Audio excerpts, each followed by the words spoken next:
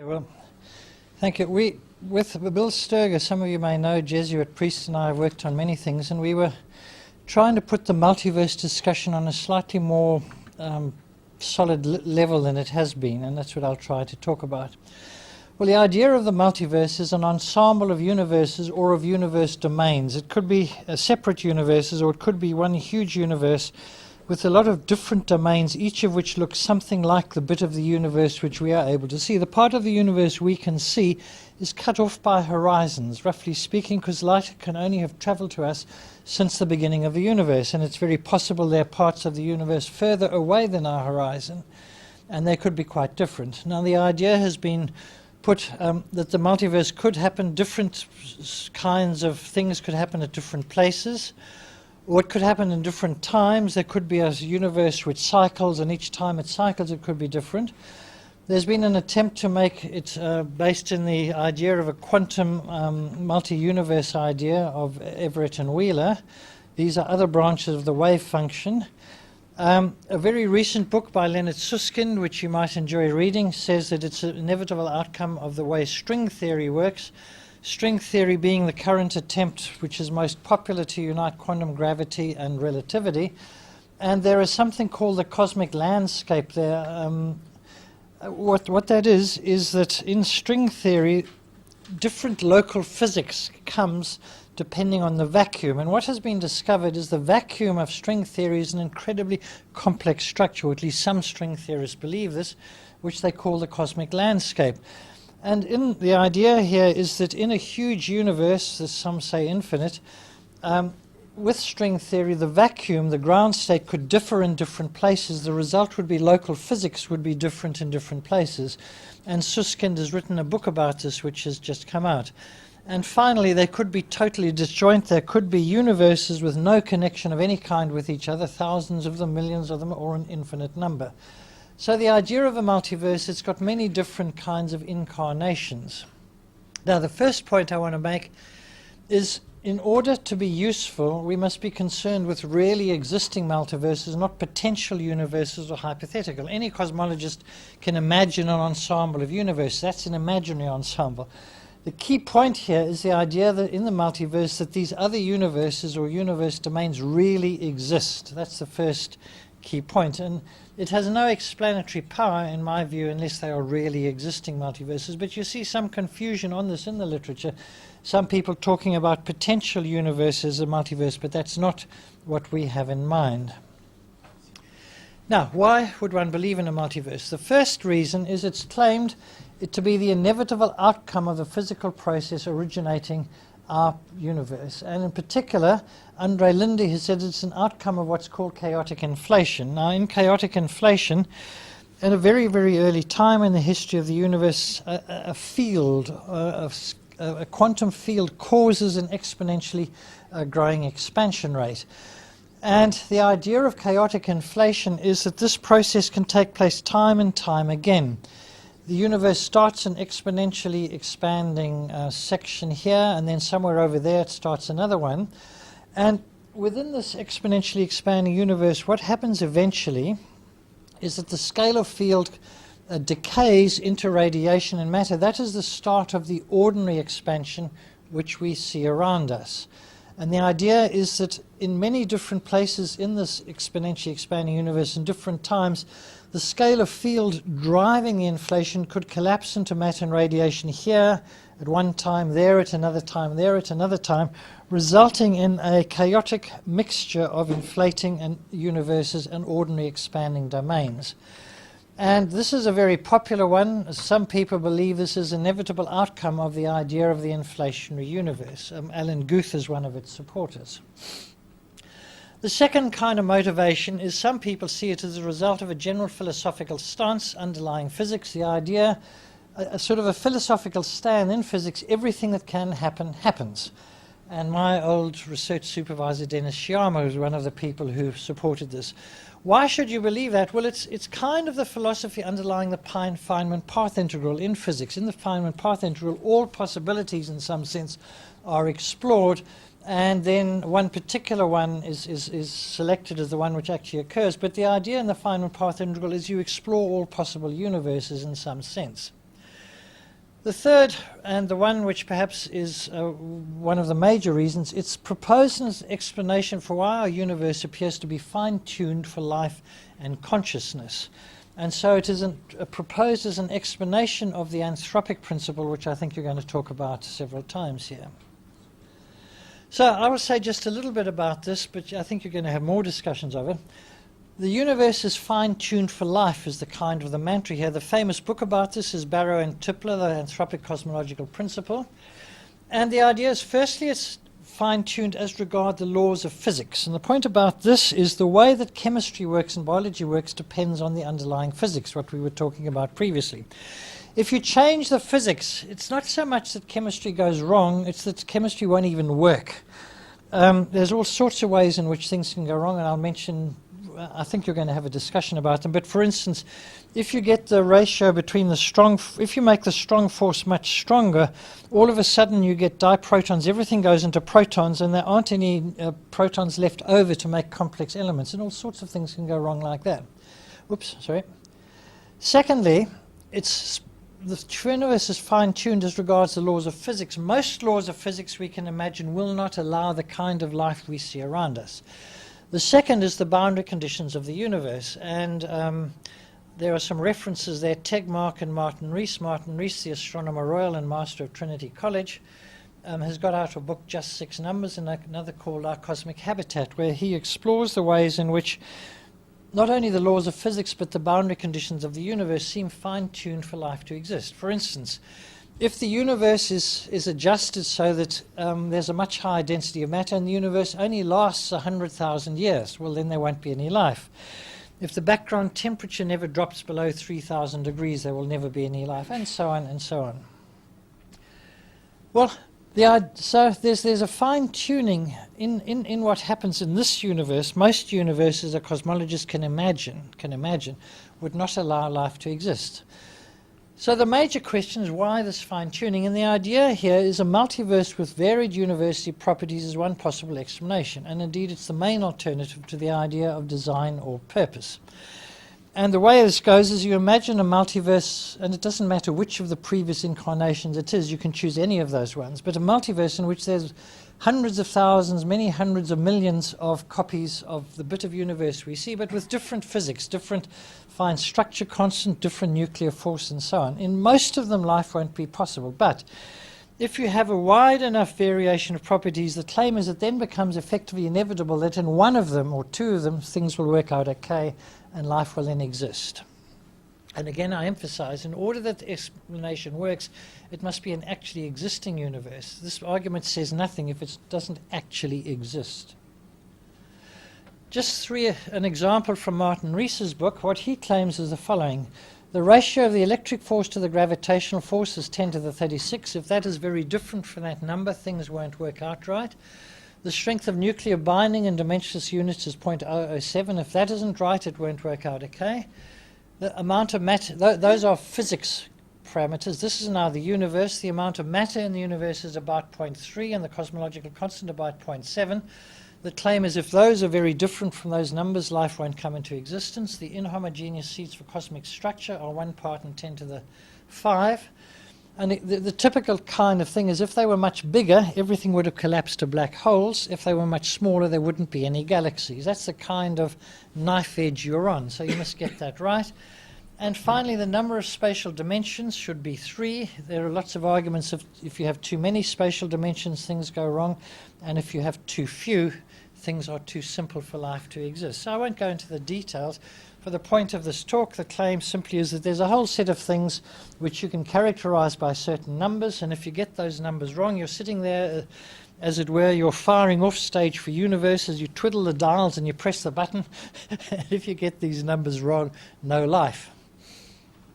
Okay, now, I want to talk about trying to make this a little bit more precise. And the first thing is there's a key distinction between the collection of all possible universes and the ensemble of really existing universes. And this distinction is quite a key one. What you'll find in these discussions, first people think of a space of possibilities, and then what they think of is the ones which are actually realized. And of course, this is a standard kind of thing in physics. You think of the space of possibilities, and then you have a distribution function on that space telling you which are the ones from the possibilities that have actually been realized. Now, curiously enough, until we wrote our paper, nobody clearly made this distinction between the space of possibilities on the one hand and the distribution function on that space. So I will talk about this in a bit more detail. Now, I'll come back to this later on, but the first thing about multiverses, you can't test in some way what the space of possibilities is. There's no physics experiment that can test what is the space of possible universes. And then there's no way that you can test what is the distribution function which has been realized, what is the number of universes of different types which actually exist. So neither of these is testable, and that, of course, is going to be one of my main themes as I go through this talk. The first issue is, how do you choose the space of possibilities? What's the rationale? What range of possibilities will you contemplate? And what kind of outcome you get from multiverses is crucially dependent on what kind of things you contemplate. So I'll talk about that a bit in a minute. You've then got to choose parameters to describe these spaces. And one of the problems, which is standard in relativity theory and a lot of physics, there are many different parameterizations. And so you can describe a multiverse with different parameterizations. That ends you up with the equivalence problem. How do you know when you're describing the same space-time with a different set of coordinates, roughly speaking? Then there's the choice of models from these possibilities. So you've got a possibility space described in a certain set of parameters. How do you decide which models actually come into existence? Some kind of mechanism, maybe. Well, how do you test that mechanism? Well, you can't test that mechanism. Again, that's one of the things. But I think it's really helpful to separate out the space of possibilities and then the ensemble that is realized from that set of possibilities. So, possible universes. The possibility space, I'll call it M. It's the set of all possible universes. Each universe is little m. Each of these universes is described by a set of states, S, in a state space. Each universe in this possibility space is characterized by a set of distinguishing parameters. These are coordinates in the space. So this is a typical kind of mathematization of this. You've got your possibility space, you've got universes in the space. Each describes a set of states. The point about it is a particular universe will have one state at an instant. It'll evolve to a different state. It evolves through a trajectory of states as time goes on. And so a set of states describes a particular universe. To describe these, we need parameters which live in a parameter space P. And you need coordinates in that parameter space. It all gets quite complicated if you start writing it all out. Each universe will evolve from its initial state to the final state according to some dynamics, usually general relativity, with some or all of its parameters varying as it does so. That each path in the state space is a representative of one of the universes. So you've got a set of parameters. As you watch it, the parameters change and it moves on a path through the state space. In some cases, it's a fixed point. That's if it's a self-similar model, for instance. Now, the first thing to note is that the very description of the space of possibilities is based on an assumed set of laws of behavior, either laws of physics or meta-laws that determine the laws of physics. You see, to set up the parameters will describe certain properties, and in order to describe those properties, you have to have in mind some kind of physics. And unless you have a kind of physics in mind, you won't know what parameters to choose to describe the universe. So underlying all of this is some vision of the nature of the laws of physics. Yeah. So are you assuming that time is the same for all of these different universes? Yes, that's a very good point. Excellent point. Can you repeat the question?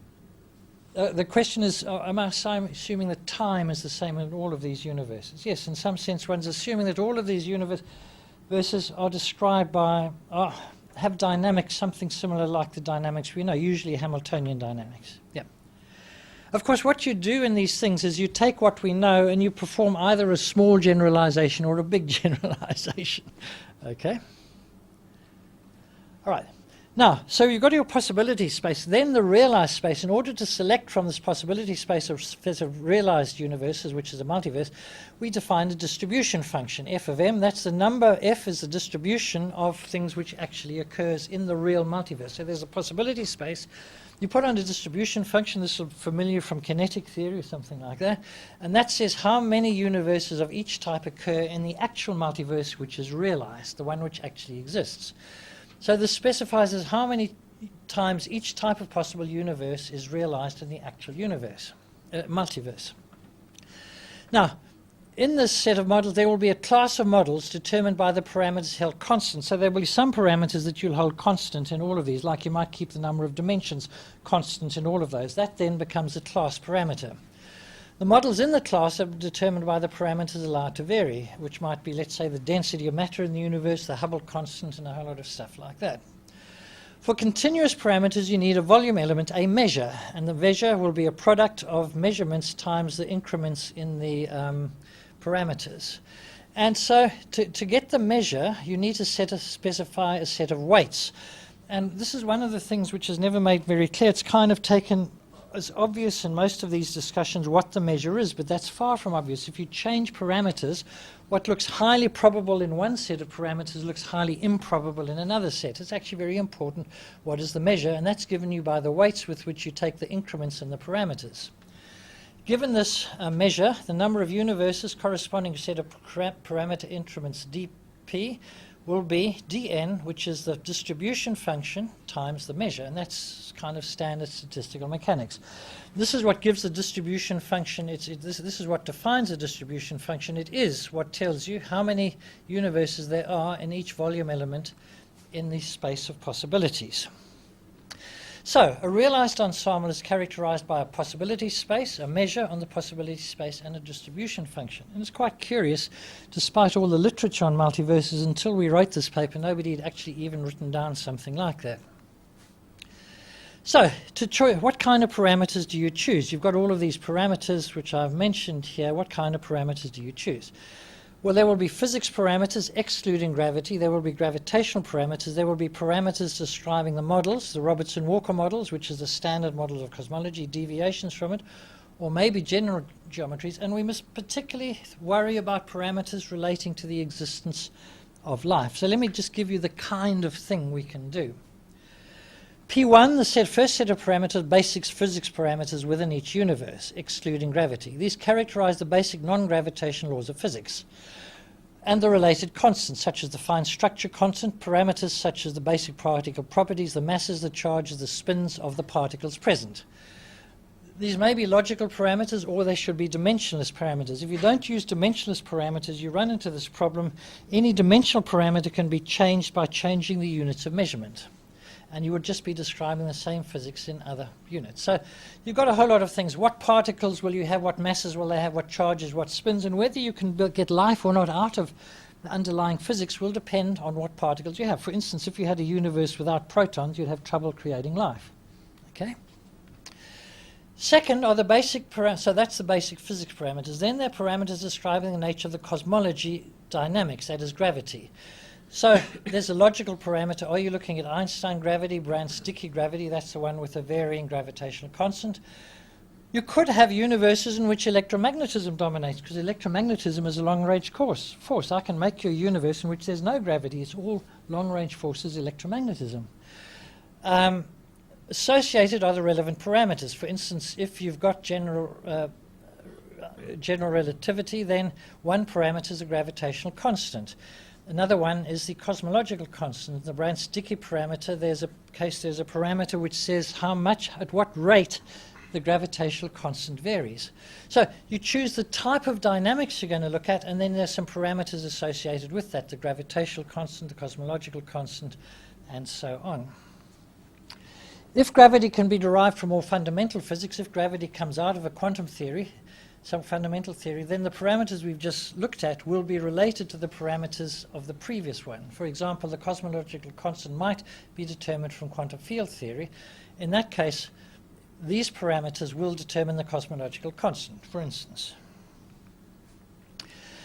Okay, now we've now got our basic physics, we've got our gravitational physics. The next thing we need to do is describe the matter of the universe. These parameters encode whether there's radiation, baryonic matter, dark matter, neutrinos, scalar fields, etc. in the universe you're thinking of.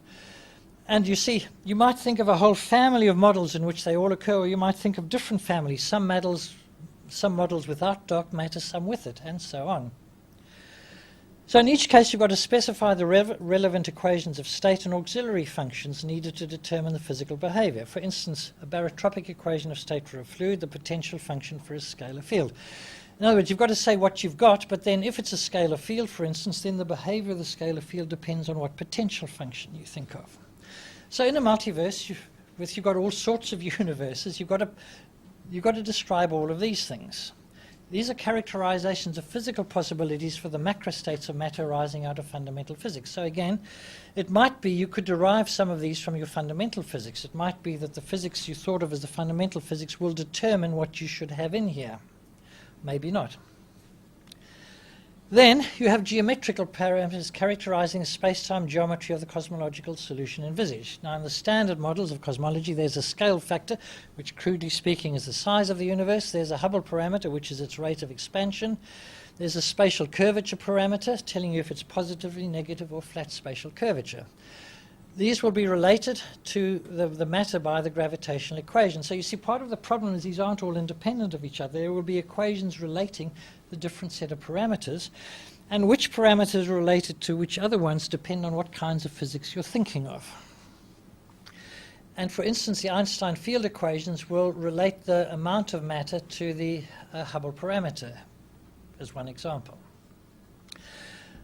One of the key issues is how the perturbed Robertson-Walker models, the set that we believe we observe, relate to more generic ones. The Robertson-Walker models are exactly spatially homogeneous and isotropic.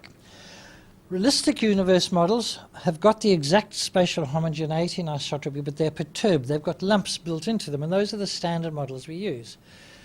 Now, when you're looking at all possible cosmologies, why should you restrict yourself to these? You should look at much more general models. That's actually what I enjoy doing. I spend a lot of time looking at much more general models, and isotropic ones and inhomogeneous ones.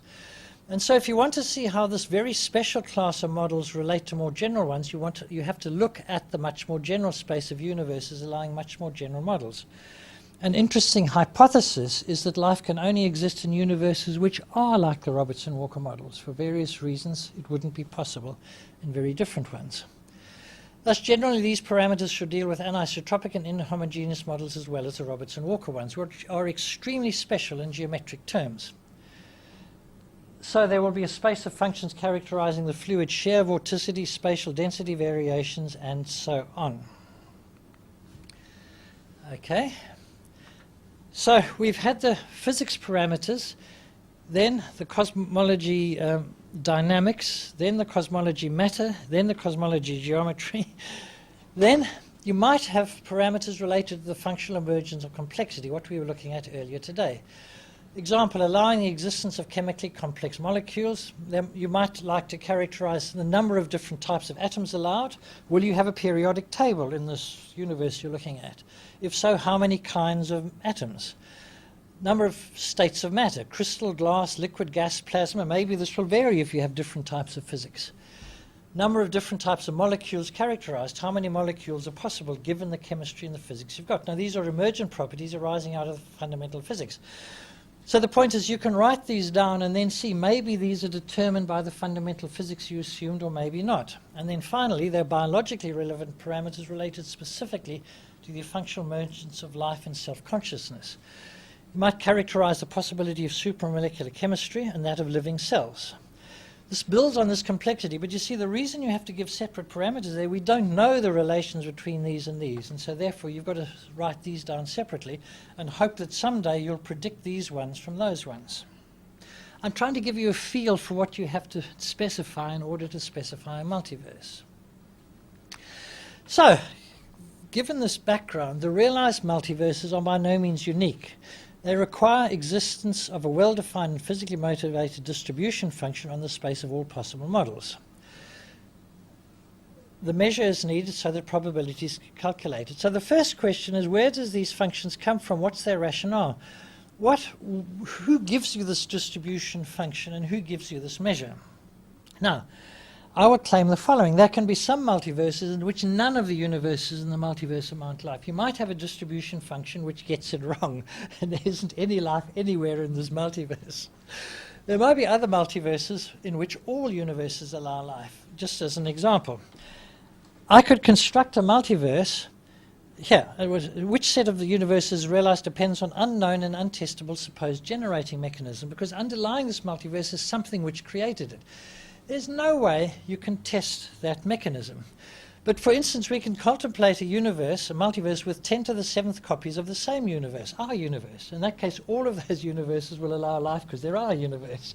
You see, people don't normally talk about a multiverse like that, hundreds of thousands of millions of copies of the same universe, but there's no logical reason why that shouldn't exist in a multiverse. The space of all possible universes, this possibility space, is not an easily delimited concept, but the choice of what we include here determines what we get out of the multiverse concept. I think this is one of the key things. How wide a variation of properties are we prepared to consider in our multiverses? Universes with quite different physics. For instance, normal physics comes out of variational principles. Would we consider universes which physics does not come out of variational principles? Okay? Universes with quite different logic. Maybe there will be quantum logic instead of ordinary logic or some other form of logic. What about universes allowing magic? If a multiverse allows all things that are possible, what about Harry Potter out there in these multiverses? What about universes in which beauty is the basic principle, not causality, or something like that? What about universes with no laws of physics? You see, if you say you're going to take all possible universes, who decides what all possible universes is? And as I said there, what you get out of the multiverse concept depends what you put into them. Maybe you would have a universe with local gods in it. Maybe you'll have universes with all you can include all theological possibilities in here as well. Some universes with gods and some without gods. Why not? Okay. Some metaphysical choice governs what we consider possible in your space of possibilities. The outcome of pondering universes depends on the untestable choice of what the space of possibilities is. Whether this possibility space corresponds to reality or some else is the key issue. And this is a philosophical decision because it's absolutely obvious there isn't any possibility whatever of testing the nature of the possibility space of universes. Excuse me, may I ask you a question? Yeah. What do you mean by the reality of the universe? Reality? Yes. What do you mean? Well, Could you always repeat the question? it exists. It exists out there in some sense. There's only one existing universe, and if you cannot test other possible scenarios, what does it mean when you say it's the reality of the universe? Well, yeah, I will be emphasizing the fact that we can't test it. Several other major physical and philosophical problems arise. The realized infinities, the issue of whether fine-tuning, the apparent need for very special initial conditions or generic conditions is more fundamental, which is more likely, the emergence and causal effectiveness of self-consciousness. Firstly, infinities. David Hilbert wrote a very, very nice paper strongly arguing that a really existent infinite set isn't possible. He points out the presumed existence of the actually infinite, directly or indirectly, leads to well-recognized unresolvable contradictions in set theory. The Russell paradox, for instance, involving the set of all sets which do not contain themselves. And thus it's the idea of the infinite which leads to many of the problems in the definitions and deductive foundations of mathematics itself. So Hilbert, after a lot of thought, came to this position. The infinite is nowhere to be found in reality, no matter what experiences, observations, and knowledge are appealed to. I believe that this is correct. I think all the talk, people talk very glibly about infinities and multiverses. And you can apply this firstly to the individual universes and then to the multiverses. Does infinity occur in any individual universe? Firstly, can there be a multiverse with an infinite number of universes, as many people have claimed? Well, I think you must apply Hilbert's statement. You must state that physically there is not an infinity of either within any universe or in the multiverse. If you allow infinity in the multiverse, you actually get a catastrophe of uncountable infinities of actually existing universes, even in the Robertson-Walker case. Take the following idea. If I want to say everything occurs that is possible, then you take a Robertson-Walker model with one value of the density parameter. You've got to allow all possible values of the Hubble parameter in conjunction with that one value of the density parameter. Now that is an uncountable infinity of numbers because of all the standard problems that continue. So in order to have just that one variable, you're going to at one instant keep the density parameter constant and consider all possible values of the Hubble constant, that's an uncountable infinity if you take it seriously. Well, that's the first parameter. Now we're going to take another one like the cosmological constant that gives you a second uncountable infinity. It actually is quite absurd when you think about it to postulate these multiple uncountable infinities of cosmological models. What it is, in my view, and Bill Sturger's view, it's important to recognize infinity is not an actual number we can either specify, determine, or reach. Infinity is simply the code word for it continues without end, and by definition that means it cannot be obtained. Something it's not specifiable or determinate in quantity or extent is not materially or physically realizable. That's Hilbert's position, Sturger's position, and my position. Whenever infinities emerge in physics, such as in the case of singularities, we can be reasonably sure, as is usually recognized, there's been a breakdown in our models. And furthermore, any claims of infinities is certainly untestable. Let's forget all the other problems. Supposing you could see all the other universes in this multiverse, which you can't by definition, suppose you could, you still couldn't prove they were infinite, because to prove they were infinite, you would have to count them all, which would take an infinite amount of time. Okay? So when people say there's, and they say it absolutely casually, there's an existence of infinities in some of the literature, it is not just unlikely, it's completely untestable, and so it is certainly not a physical prediction. Now, are very special initial conditions or generic conditions more likely to occur? And the idea underlying the multiverse proposal is that what is more likely is general conditions.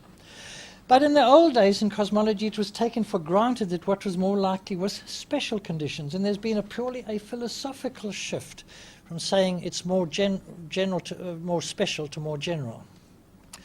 In fact, a generation mechanism could possibly spit out numerous copies of one successful universe rather than numerous universes with greatly different properties. Why not?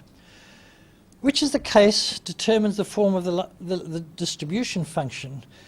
They may or may not represent fine-tuning. The fact you have a distribution function does not by itself prevent fine-tuning or generality. What characterizes fine-tuning or generality is the nature of the distribution function you put on the space.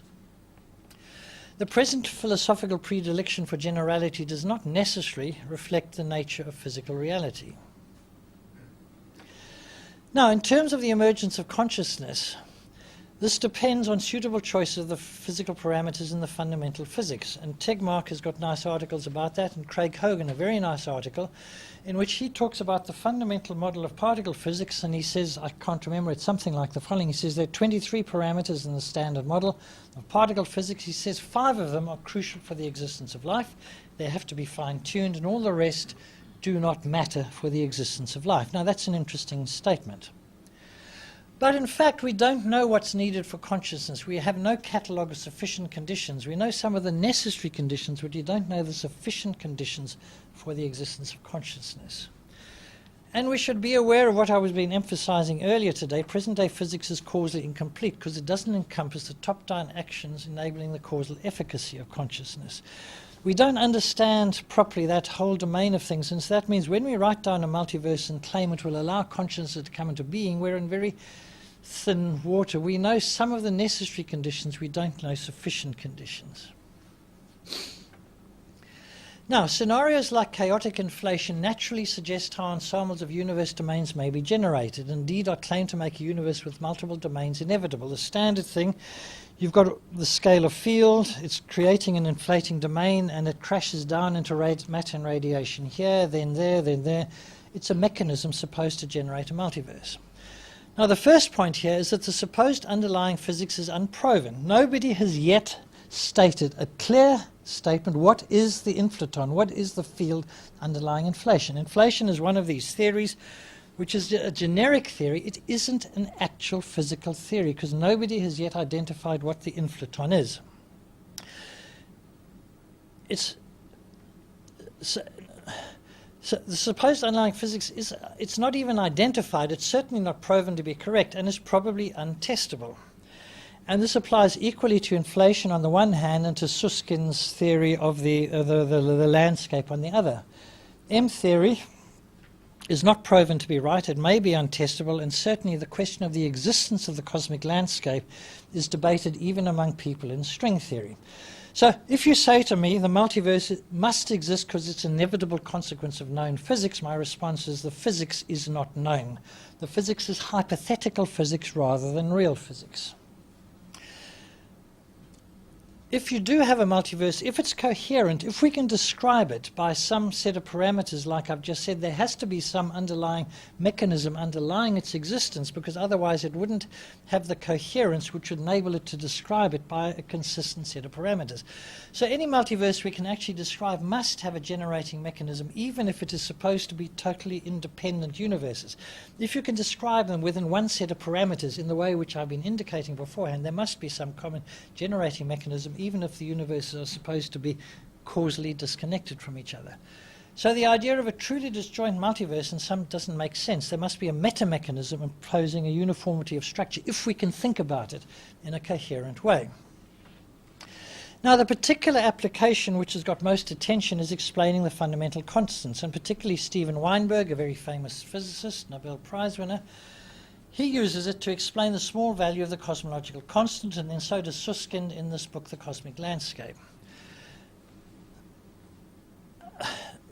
The point about this is if lambda, the cosmological constant, is too large, there's no structure. If the cosmological constant results in an exponential expansion of the universe, that's bad for structure formation. If the cosmological constant is too large, there are no galaxies, and hence there's no life.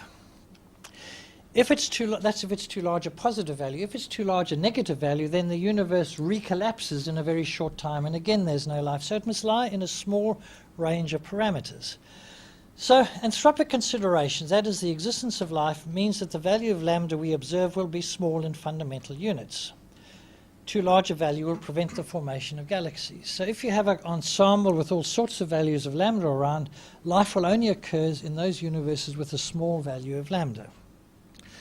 So this is what Weinberg and Susskind think of, a universe in which all sorts of values of the cosmological constant occur, and then life occurs only in the ones where it takes a small value. Now this justifies an actual value for lambda. The value for lambda observed in dimensionless units is about 0.7. That actual value is extremely different from the one predicted by fundamental physics, and it's a very embarrassing situation for physics. Fundamental physics suggests that the value of lambda should be something like 10 to the 120, a huge amount different from the observed value, and so that's why Susskind calls this one of the greatest crises for theoretical physics.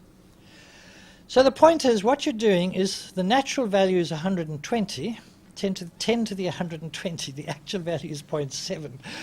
So what you do is you imagine a distribution which centers around the 120, but way, way over in the wings, far, far, far from the most probable value, there is the value we actually observe. And the whole thing is actually a way of trying to make the extremely improbable appear probable. That's actually what the Multiverse project is about. It's taking something which on physical terms is incredibly improbable, that is a value of cosmological constant of 0.7, and trying to make it look probable. The way you do that, you imagine this ensemble with all possible values. In almost all of them there aren't any galaxies because they got blown apart. But in just a few of them there are some galaxies. Those are the ones way over in the wing where the omega is very small, and we have to live in one of those because otherwise there won't be galaxies in all of the other ones. Does it work as an anthropic explanation? Well, we have no guarantee a set of proposed possible universes will allow life unless we either put this in by hand or assume that everything that can happen happens, which is this philosophical stance. The problem with that one is it's not very well defined, as I've just been trying to explain. It can allow many other exotic possibilities. In principle, the nature of the multiverse will be determined by the meta-laws chosen. For instance, string theory models leads to this landscape theory. But how do we know that they will allow life to exist? There may be some string theory models in which none of the universes allow life to exist. There's a huge number of vacua of the string theory. How many will allow life? That is not known.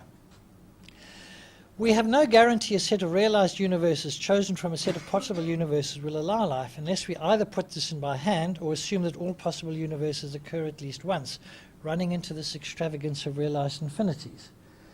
In fact, we only guarantee a multi-universe allows life if we put in by hand that necessity that the multiverse allows life at the higher level.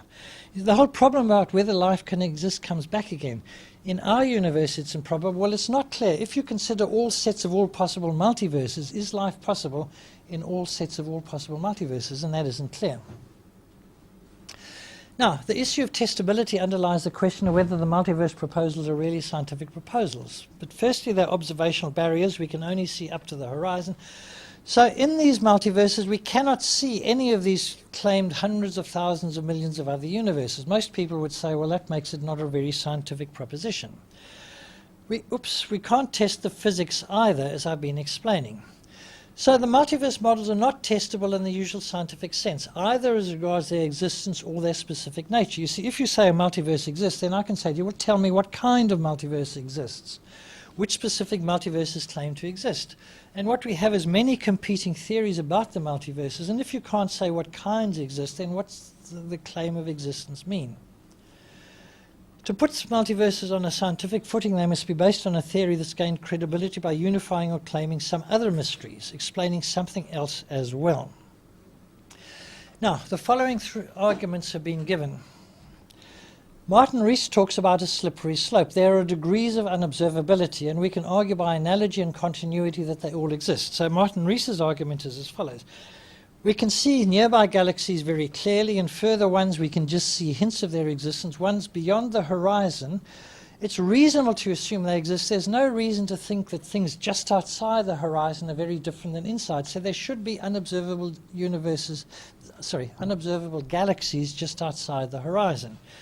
And so he says, well, if those unseen galaxies can exist and we can have reasonable confidence, why shouldn't we assume other universes, regions exist? And there's a kind of a big jump in the argument when he goes from galaxies which are outside the observable horizon to universe domains which are much, much further away and completely unobservable. But that's what he wants. But in fact, there's no guarantee of continuity. The fact that it's plausible there are galaxies we cannot see does not, in my view, give plausibility to the idea there are other universe domains with completely different properties.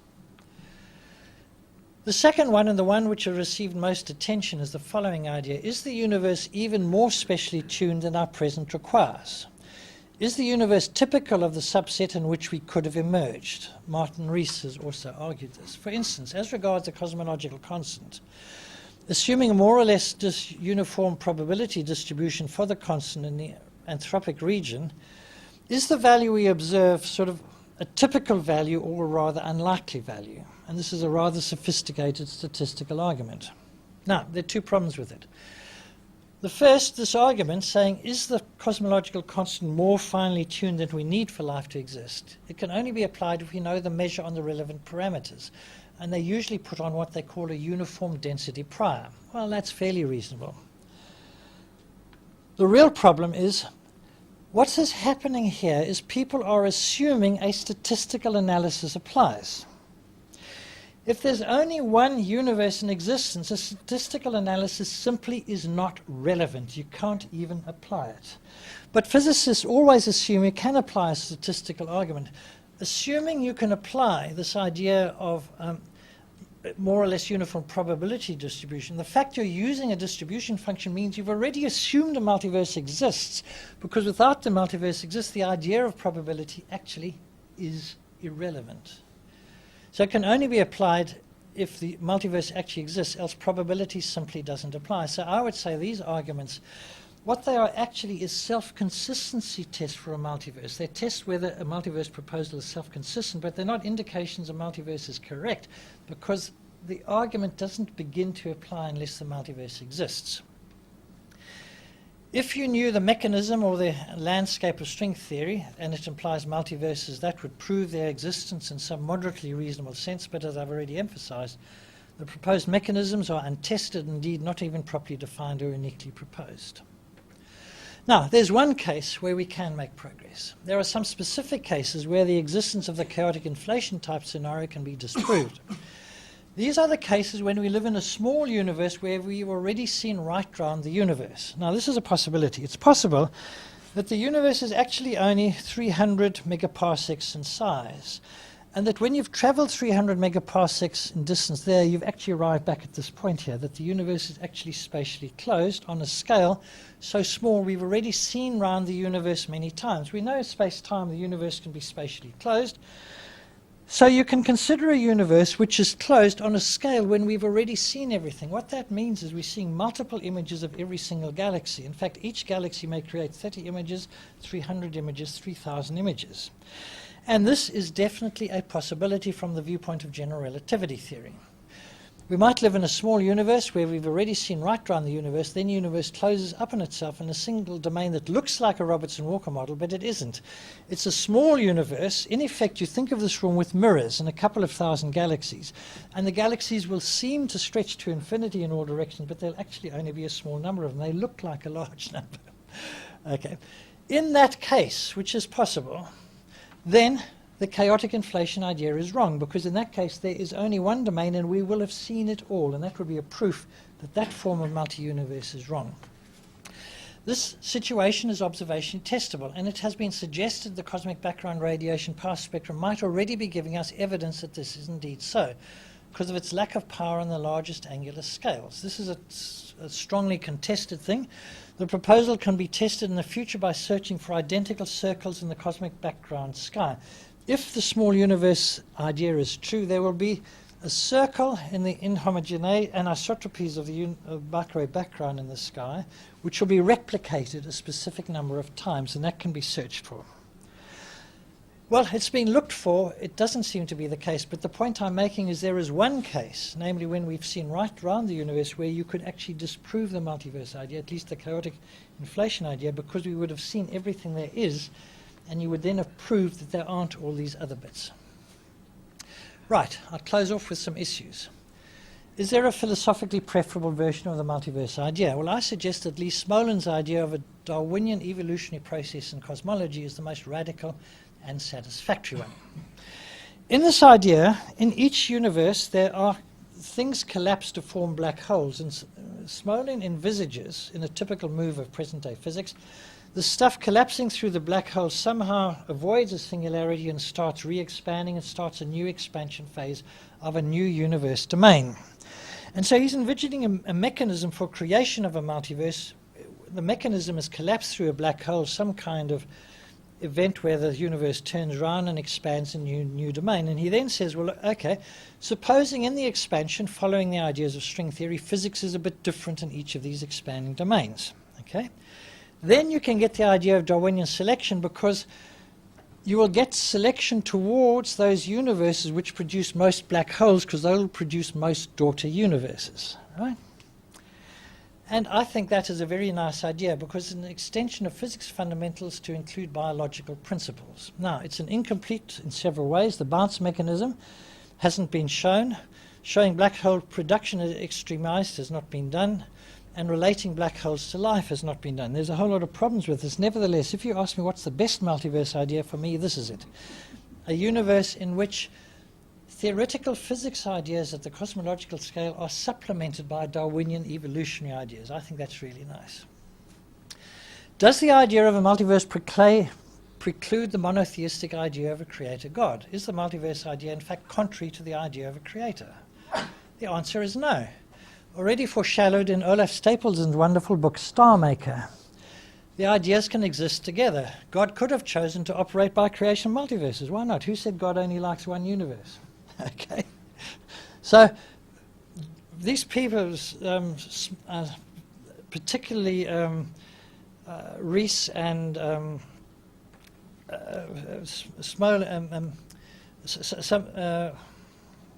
the Cosmic Landscape book, Susskind's book, they particularly try to say, if you have a multiverse, there isn't any need for God. Actually, it's irrelevant whether they exist for God. All it does is change the context within which God may or may not have operated. Do the arguments against realized infinities in this paper argue against the concept of infinity in relation to the nature of God? Now, there's an interesting one. I end up agnostic on this one, but tending to say yes. I think the word infinity is used far too glibly in talking not only about physics but also about God. The key point is the concept of infinity is used far too casually, both in physics and theology alike. The concept transcendent should do. And I think there could be a case here for rethinking that word infinity in relation to theology. Well, let's go the other way. Does a multiverse imply the idea of multiple gods, one for each universe? Let's go the other. I will argue against this. In essence, God could have created a multiverse rather than a single universe. However, note that if one proposes the idea everything can happen happens, one can reasonably argue that some universes will have a creator God and others not. Why not? The issue is which is prior, the multi-universe mechanism or God? Well, I'm just having fun with some ideas here. I'm not putting it terribly seriously, but it's quite fun to just think a little bit about that. Is the idea of a multiverse actually useful? I will argue that in a theistic context it's not necessary, because if you have a creator God, the creator could have thought it out and got it right first time, and you don't need the multiverse. However, from a theological viewpoint, a small number of other universes is palatable. A great many somehow is not, but that's an aesthetic judgment. In any case, you don't need those large numbers of multiverses for explanatory power in the context of theism. It does raise an interesting issue. Does God need to learn as he or she creates the universes? Did he or she get it right the first time, or did he need to learn from experience? Did God in fact create all sorts of universes and they didn't work out, and tinker with them and try another one? Well, that's the idea with Olaf Stapledon talks about in that book I mentioned, Star Maker. It's a wonderful book where God creates universes. Some of them work, some of them don't. So that's a kind of an interesting sort of thought. I presume for many theological positions this is not a good idea, but for some maybe it is. Is the degree of faith required to believe in a multiverse more or less than that required to believe in a creator God? That's, in a sense, is the key ultimate question. I argue that because of a lack of conclusive evidence in both cases, the degree of faith required to believe in either is the same. I think the same amount of faith is needed to believe in a God or a multiverse. Both can be argued on the basis of reasonable extrapolation of known data. Neither is in fact provable. Anyhow, the key point in the end is that despite scientific appearances, belief in a multiverse is an exercise in faith, as far as I'm concerned. For all of the reasons I've gone through, you have no way of characterizing the possibility space or the distribution function. You can't test it, you can't test the physics, and so, to my mind, it is an exercise in faith. Finally, does a multiverse in fact exist? Well, I have no idea. I think you can believe what you want to. What do you find aesthetic? What gives you comfort? What do you like? Does an infinite multiverse exist? Almost certainly no. Martin Gardner puts it this way: there's not the slightest shred of reliable evidence that there's any universe other than the one we are in. No multiverse theory has so far provided a prediction that can be tested. As far as we can tell, universes are not even as plentiful as even 2 blackberries. However, for defenses of the idea, see Deutsch, The Fabric of Reality, The Science of Parallel Universes, who tries to base it in quantum physics, Lewis on the Plurality of Worlds, and Reese Susskind, the books that I've mentioned. Max Tegmark, Scientific American.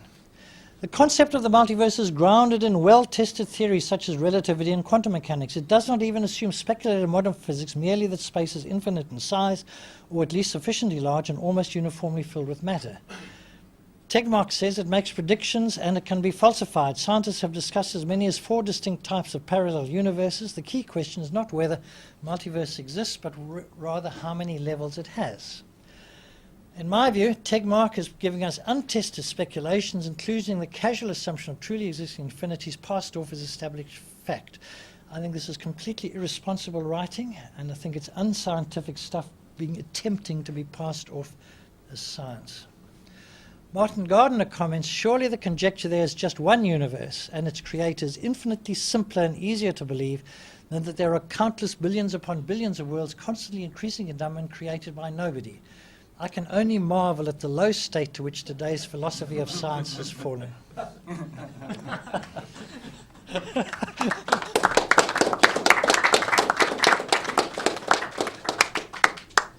Well, that's absolutely splendid, and I have to say I have a great deal of sympathy with what you said, but others may not. So anyway, let's have some questions.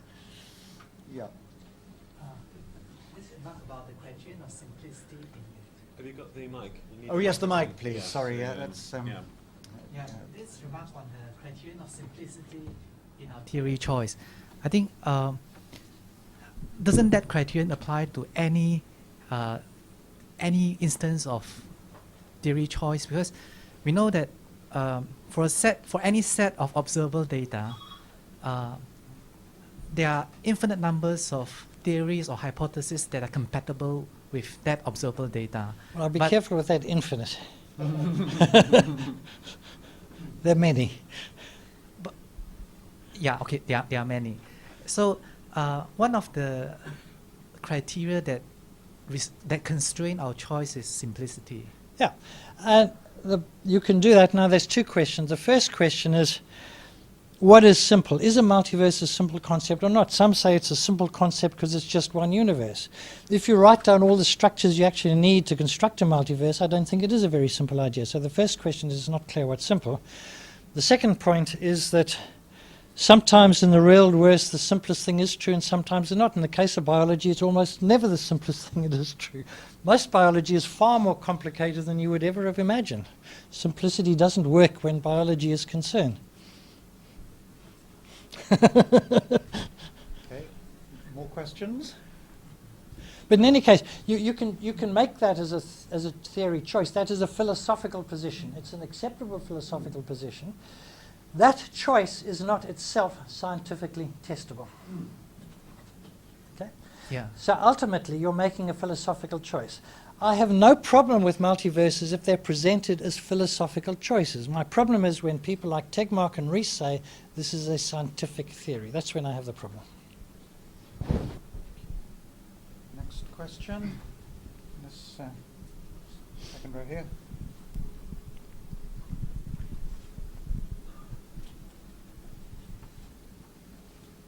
Yes, this one approach to multiverses you didn't actually address. I'd just like to ask your opinion of. Some physicists and mathematicians believe quite strongly that there's a theoretical possibility for time travel, particularly time backwards. And Yeah. in that case, the multiverse does get us out of a rather difficult problem, and the problem of the grandmother paradox, where you could Why sort does of the multiverse kill get your grandmother or something and then not exist. And How does the multiverse get you out of because it? you would then have a branch, if you were able to go back in time, you could then go off on another branch and have another life in another universe, which is not the same as the one that we've just experienced now. It does fit Yeah. in quite nicely. It's just one nice little Well, pro for the multiverse theory. in a multiverse in which you included all possibilities, you would include universes with closed time-like lines and some without. Okay, you are thinking of the branching multiverse, the kind of.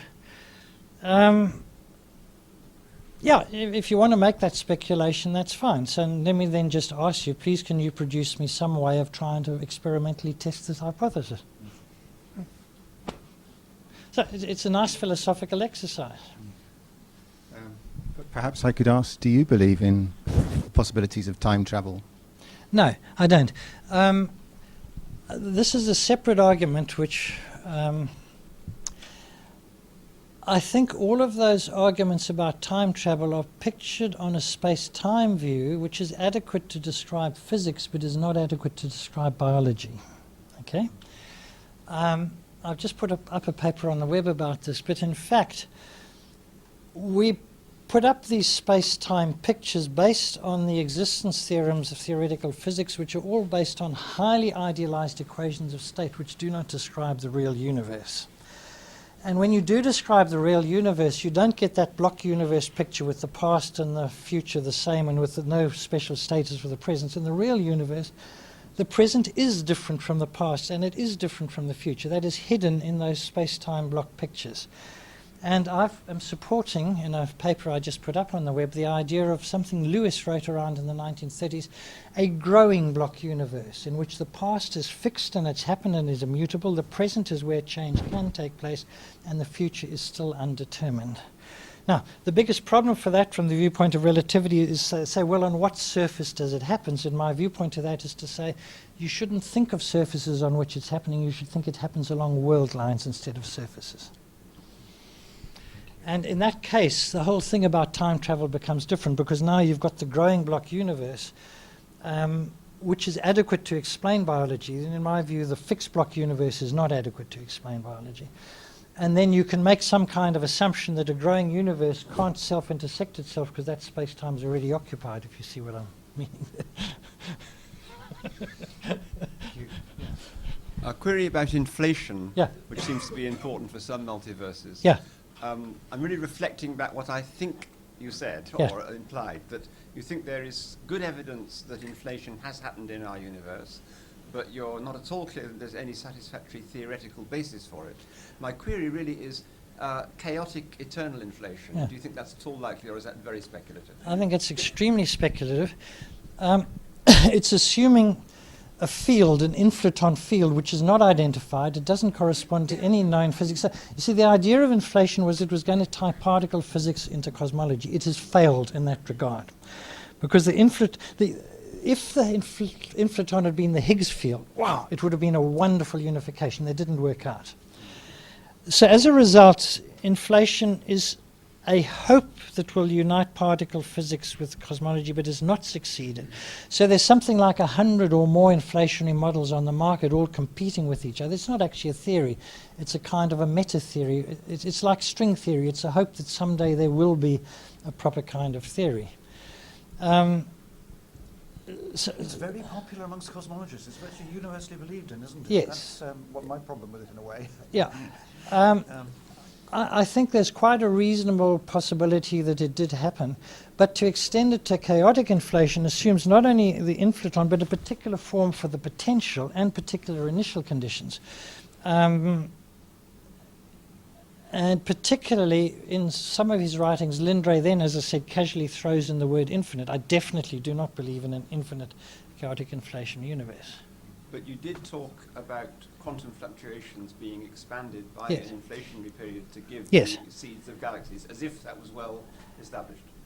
It is the canonical modern of present-day cosmology, and it has had huge successes in the sense that it has predicted the cosmic microwave background anisotropy spectrum, and that has then been verified. That's a wonderful success. The problem is that prediction came from inflation, but it doesn't really depend on inflation. Mainly, it's oscillations in the universe, roughly speaking, since the time of nucleosynthesis. And those oscillations would take place whether or not there was an inflationary era preceding it, provided the initial conditions were right. And in effect, inflation is a way of getting the initial conditions right. But the oscillations have actually got nothing to do with inflation. It's to do with physics at relatively recent times. So I would say it is the current best model. I don't think I would say that it's wrong, but it's not a well-defined model. And it is definitely... Statements about inflation for the bit of the universe we've seen I would regard them as reasonably good theoretical guesses. For the bits we can't see, I think there's a lot of wild speculation, and particularly there's a technical problem here. They draw pictures of these bubbles and zillions of bubbles. What they don't talk about is the junction conditions between the bubbles, and that actually is a very difficult technical problem which has not been resolved. Thank you very much. Yeah, and if we could pass the mic. I might have missed this, but how would you define a universe? How would I define a universe? Well, I'm thinking of a physical universe, so it would be... and we're thinking of something like what we see. So it's matter on a large scale which is expanding, and somewhere in it, it's a connected one from my viewpoint, somewhere in it there's a patch like the patch we see around us. Okay. So You have to be incredibly careful. Let me give you the following model. What we can see is cut off by our horizon. I've written quite a lot about this, and the model I like is the following. In the Sahara, you've got an ant. The ant climbs to the top of the sand dune and he looks around and says, wow, the entire universe is made of sand dunes. He doesn't know about the poles and the mountains and the forests and the tundra. It's just the bit he can see is made up of sand dunes. So what's the difference between the different universes? I mean, can't they just be an extension? Why can't they just be more galaxies, just in a different clump? They can be, but you see, if you have all sorts of properties like this, if you have varying cosmological constants, there'll be a huge number in the where there won't be any galaxies. Either there'll be masses of black holes, all the matter's gone into black, or there'll just be this empty thing because the cosmological constant has blasted it apart before galaxies could ever form. In fact, if the fundamental theory from quantum field theory of the cosmological constant is right, its natural value is huge, and virtually all universes will be absolutely empty. There'll be a tiny fraction with anything in them. I wonder if I could throw one in. In your old paper with Brundrit back in 1979, Yes. you had this issue about human identity Yeah. and you know, the fact that you get replication, Yeah. and that's a sort of quite Yeah. an issue, isn't it? All right, this is another argument against infinity. Let me just return to this issue of infinity. There's an issue on the small scale. Is the real line of mathematics realized in physics? Almost all quantum gravity people would say no. They would say on the smallest scale, space-time is bound to be granular in nature because of quantization. That actually is incredibly helpful because it gets rid of all sorts of divergences once you go to a finite So structure. you On can this. have countable infinities, but not uncountable ones. Well, no, but it won't even be infinite. From here to here, there'll be a finite right. number of points. It's not even... So on the smaller scales, if you assume space-time is quantized on the smaller scales, like loop quantum gravity says, then in fact you get rid of the infinities on the small scale. On the large scale, let's think of it first in time, and I've mentioned this to some people. Let's mention it again. If the universe really was infinite in time, let's take a cyclic model. There are a couple of people still trying to make a cyclic model. The problem is the following. In a cyclic model in which physics stays more or less the same, after a certain amount of time, basically you've done everything that you can do. And your brain is a finite state. You will have thought every possible thought. After that, every thought is a repetition of one you've had before. And you will repeat them not once, but an infinite number of times. In fact, infinity is the most boring state you can possibly imagine. After the first 100,000 million years, infinity is incredibly boring. Right. The spatial version of this, which is what I wrote about in this paper, goes as follows. If the universe has got infinite spatial sections and the probability of life is non-zero, which is okay, there will be a volume within which the probability of life is 1. A big enough volume, there will be at least one civilization. Okay. Now, we have to assume, at least I assume, that all of those other civilizations will be made of carbon, because I don't think anything else is possible. But so, I give you 1,000 different types of life which are not carbon-based. It doesn't make any difference. As long as a finite number of possibilities for life, okay, there'll be a big enough volume where the probability of carbon-based life based on DNA is 1. Okay? Right. Now, with enough of those, there's a finite set of possibilities in the DNA. So after you've had a certain number, the next one is a repetition. Every next one is a repetition. In other words, there's a size volume in which there's a probability 1. Each of us has identical genetic twins. But because it's infinite, there's an infinite number of boxes out there in which the probability is 1 we've got. If you believe in spatial infinity, there's an infinite number of identical twins to every one of us. Okay? Then you start saying, well, will they have lived different lives or not? And you can soon persuade yourself that there's a volume which is big enough that the probability of an almost identical life is unity. Because the probability of problem infinity, it just keeps on and on and on going. And we would have, in fact, there's rooms out there where I've said this slightly differently. And I really think people don't think about infinity enough. Infinity is not a number you can reach, it's a number you never can attain, and that's what's not taken seriously. Thank you. Yes. Is it possible to imagine life which is not carbon-based? Yes, could you It depends how realistic you want to get in terms of relating it to physics. If you want to just think in some general sense, you can. All sorts of science fiction writers have. If you actually want to tie it into physics, I don't believe there's any hope whatever of anything except carbon-based. And this is what, in a sense, Conway Morris will be talking about. But you have to have a structure which will keep information, allow replication of information, all the rest of it. And people have sometimes mentioned silicon, but carbon appears, as far as we can see, to be the only thing that can possibly do.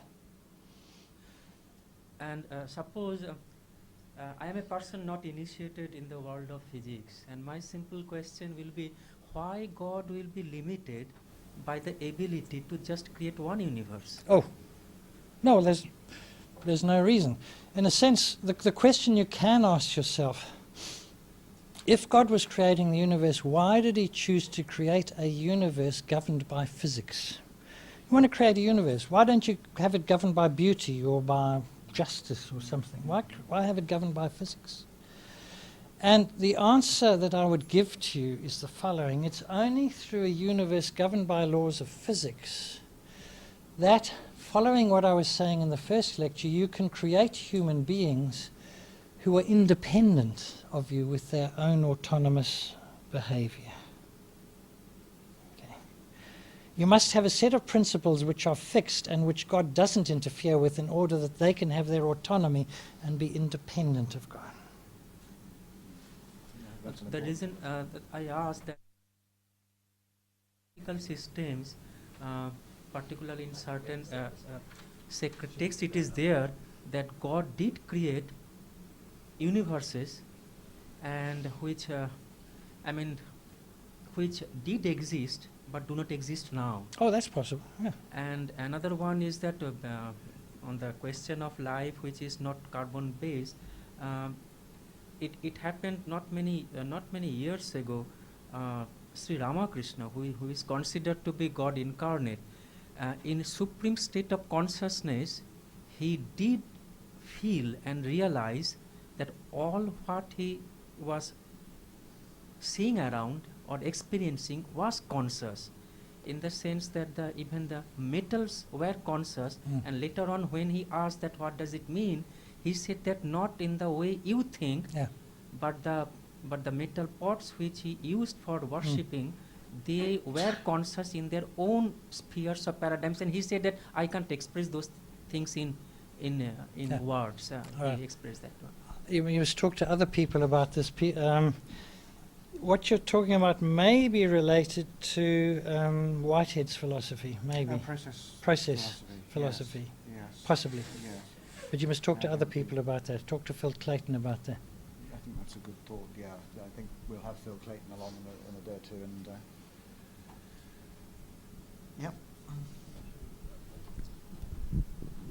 And regarding multiverses and at least Christian theology, one issue that comes to mind that pertains to a discussion I had at lunch earlier before lunch. A few centuries ago, it was a favorite argument of deists to use against Christians that there would surely be intelligent extraterrestrial life everywhere because there are all these big, pretty round objects, and God certainly wouldn't create all of these objects and leave them lifeless. And he wouldn't create them just for us to look at. I mean, many famous people whose names you'd know use this sort of argument. It occurs to me maybe at least Christians should be thinking about this sort of argument again, because if God does create through multiverse, if there's one life, if there's life here, there's probably life somewhere else too. Yeah, sorry, I should have added that in. In a universe patch like the one we've seen, once you've got the conditions right for life, which we have because it exists on this Earth, the chances of other life existing out there is virtually certain. Now, there is a debate about that, and there are some astrophysicists who don't believe that. But nevertheless, my own view would be if life does exist on Earth, then certainly there would be, within the observable domain, hundreds of thousands of planets with life on it, with intelligent life on it. The question is a different one. Are any of them close enough to communicate with? And I think the answer there is probably no. Okay. That would be an interesting question, but it doesn't necessarily get relevant to the question of whether God ought to become a Martian or an Alpha Centaurian or whatever they have out there. No, but it's really important because Carl Sagan got this wrong. Carl Sagan said, how can you think of a universe in which the purpose of the entire thing is to create life on Earth? The answer would be the following. From this viewpoint, in creating the universe such as it's a biophilic universe, the idea wouldn't be necessary to create life only on Earth. The intention would be to create life on zillions of planets out there, like Earth.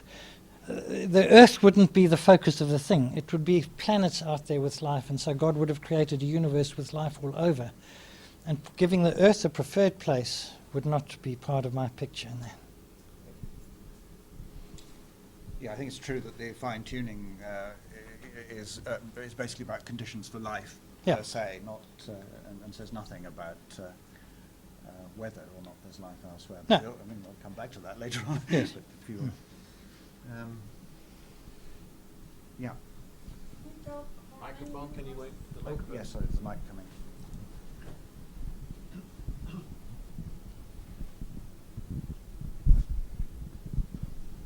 If we talk for many universes, what about the boundaries between them?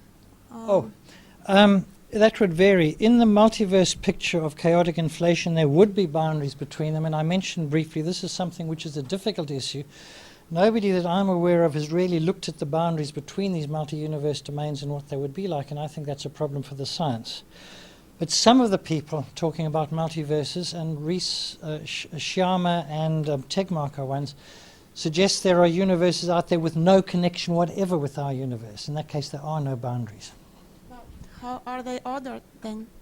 How are they? The order of this university. Order. Order. Other? Order. Order. 1, 2, 3, 4. Yeah. No. Other. Well, Well, No. you see, this is where the question of what it means to exist really comes to the front. If you claim they exist but there's no causal connection, then your ability to say they exist is really very tenuous. There's certainly no way to count them because you can't see them, you can't interact with them, you have no connection with them. There never was any connection with them. So there's no way to count them because you don't even know if they're there. Thank you.